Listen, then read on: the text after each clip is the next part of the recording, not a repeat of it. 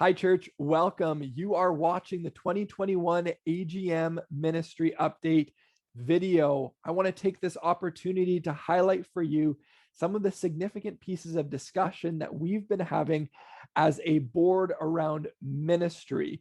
So let's get to it.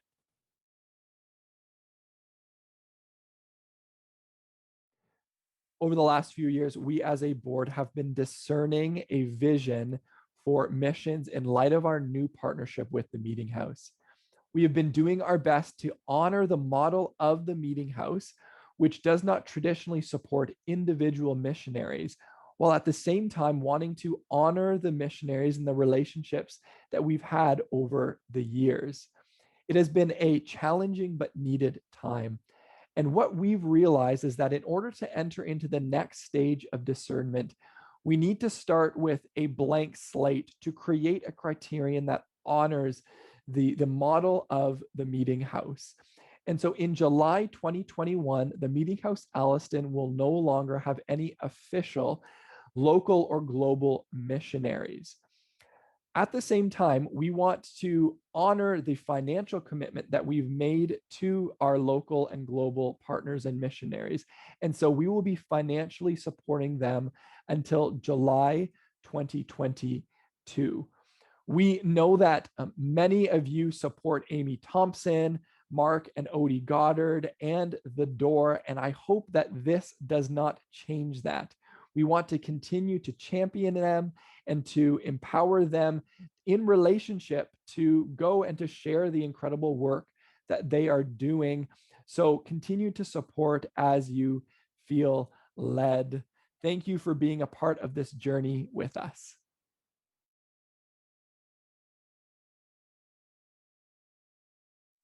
Hey, how exciting is it that I get to talk gathering plan with you? We are thrilled to be in the process of planning and thinking through Sunday gatherings and different events. At the same time, although we are celebrating, we are also mindful and I think humbly approaching this planning, knowing that it's going to look so different. The types of events that we're going to be able to pull off, Sunday gathering, what that looks like is going to really look different as we edge our way into this gathering plan. We also really want to be mindful of the fact that people's comfort levels are going to be very different. And so this is my invitation to you is over the next few months, be really in tune with yourself. Where is your comfort level when it comes to gathering?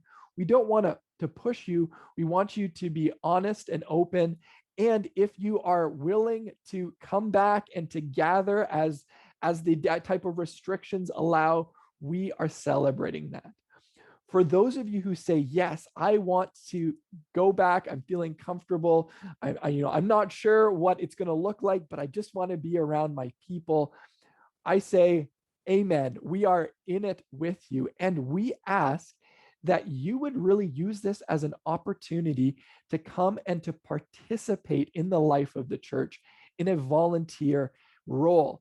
We understand, again, that people's comfort levels are going to be very different.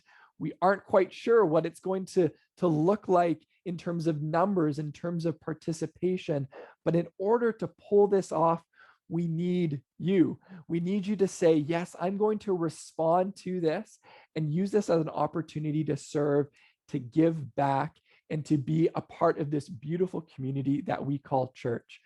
So over the next few weeks, we are going to send out a survey to you, which was going to help us get your comfort level, help us sort of understand where you're at in regards to coming back and what you're hoping for, all those little details that will give us a good picture. And then we will be shoulder tapping you as we continue this process of planning with our coordinators to say, hey, would you be willing to jump back into this role? Or we understand that you're not comfortable in this role. Would you be willing to play a role in this part of our ministry? So we are so excited for the planning. We are ecstatic that we're sort of kind of here. And please be patient with us and cheer your coordinators, your ministry team on as they enter into the process of planning.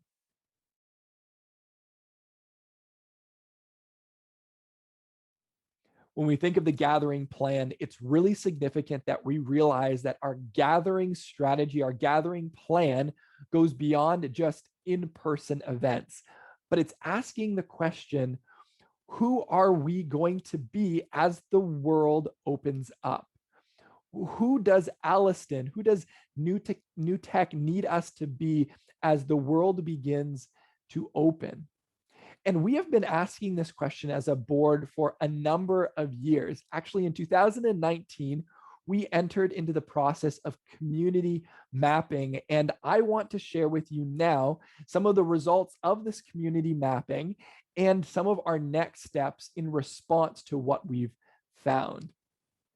So let's talk the community mapping project. As I mentioned, in 2019, the Meeting House Alliston began the process of community mapping, which is essentially listening to your community. What are your needs? What are their needs? What are the trends? It's pressing in to listen well, to map out and strategize who can we become to the community around us. Who do they need us to be? And here's what we found.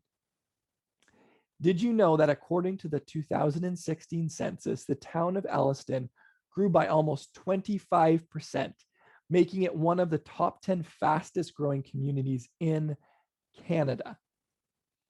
In 2019, New Tech had the 12th highest community index rating and was ranked 26th among all communities in Canada for young families.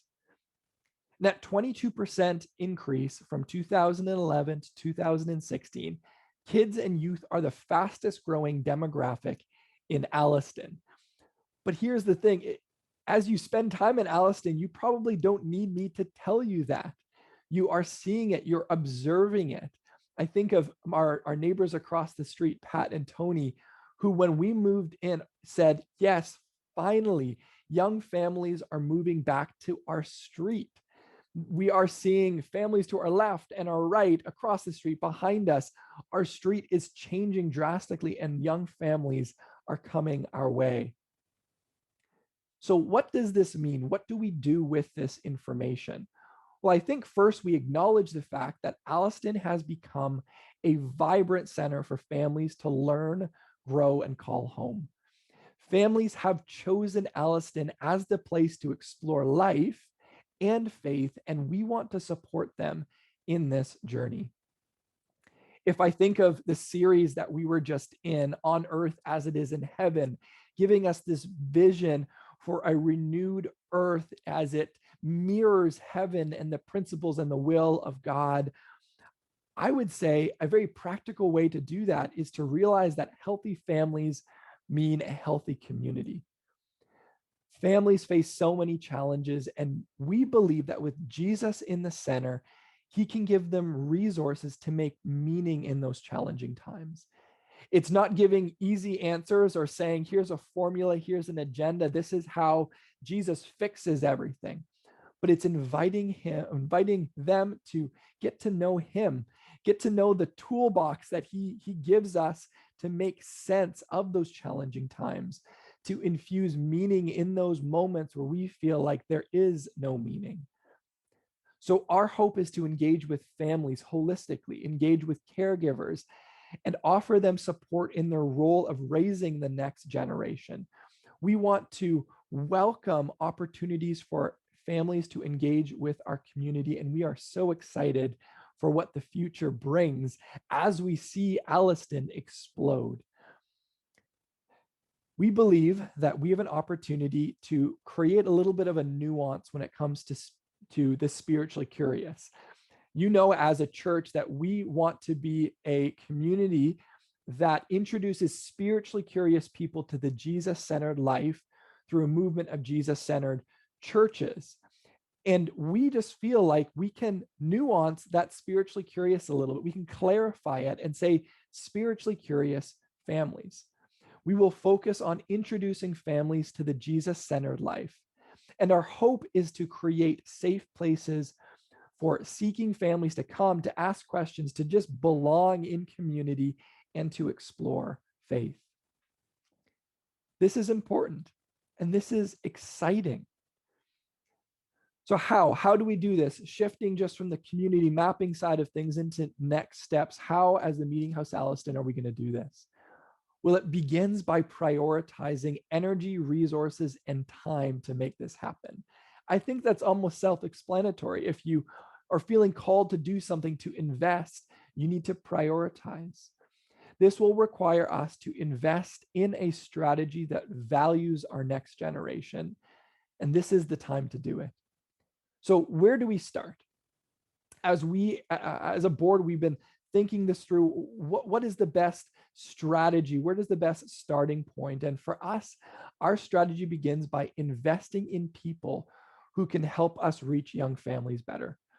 We want to bring people on board who are committed to supporting families holistically and are excited about the life that comes from the next generation.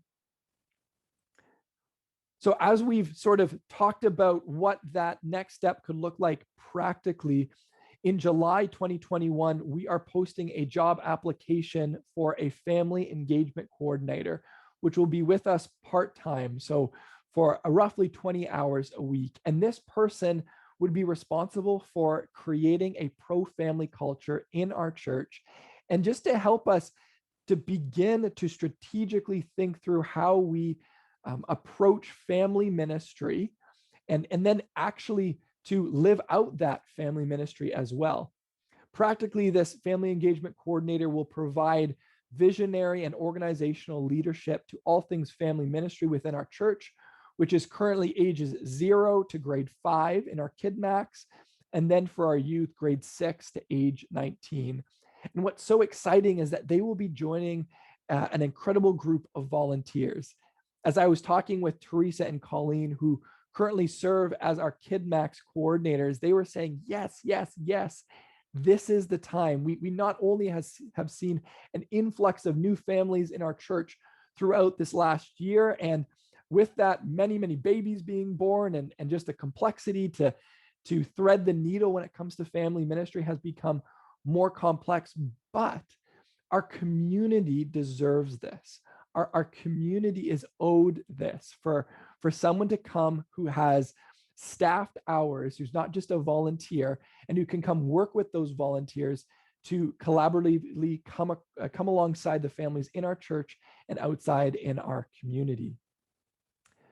So what would we like this to look like? And again, we acknowledge the fact that, especially with part-time ministry, the weeks are going to look different, but aiming at 20 hours per week, we acknowledge the fact that a significant portion will be given to our parish gatherings. So think Sunday morning gatherings. There are going to be a need to have time for meetings one-on-one with myself, with Ruth. We want them to be a part of the meetings with the larger Meeting House family so that they can learn from them. We also acknowledge that this person is going to need to be administratively gifted. They're going to have the tools needed to respond to emails well and to make phone calls. But also we realize that a lot of what happens in the forefront is because of time in planning. And so a significant portion of their week is going to be planning, administrative. We also would love this person to help us infuse our youth programming with new life. So they are going to be focusing 3 hours roughly on that. And then we want them to have some allotment for strategic planning based on their skill set. We are hoping for lots of applicants with medley of different life experiences and skill sets. So we're going to use those 3 hours a week as sort of a buffer to plug and play to see where they can use their unique experiences to better our community and our church family. So let's talk commitment. This is an opportunity, again, to invest financial resources into something that really matters. As again, Teresa and Colleen said, this is the time. Yes, yes, yes, our community needs this. The families in our church need this. So over the next 5 years, the Meeting House Alliston will invest approximately $100,000 to offset the added payroll cost and additional programming costs. We don't know if it'll be exactly $100,000. We have capped it at $100,000.